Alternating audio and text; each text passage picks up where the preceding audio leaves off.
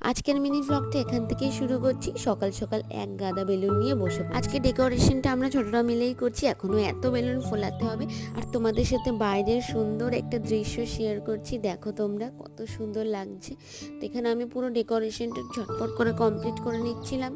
ডেকোরেশনটা পুরো কমপ্লিট হওয়ার পর আমরা এখানে সবাই মিলে খুব গল্প করছিলাম। সন্ধে হতেই আমরা বেরিয়ে পড়েছিলাম কেক নিয়ে আসার জন্য।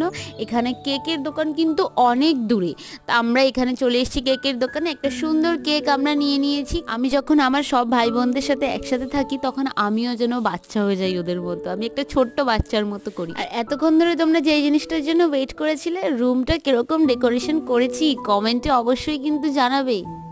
চলো এবার কেক কাটিং হয়ে যাক। তোমাদের যদি ভিডিওটা ভালো লাগে অবশ্যই ভিডিওটাকে লাইক, কমেন্ট অ্যান্ড সাবস্ক্রাইব করে দিও।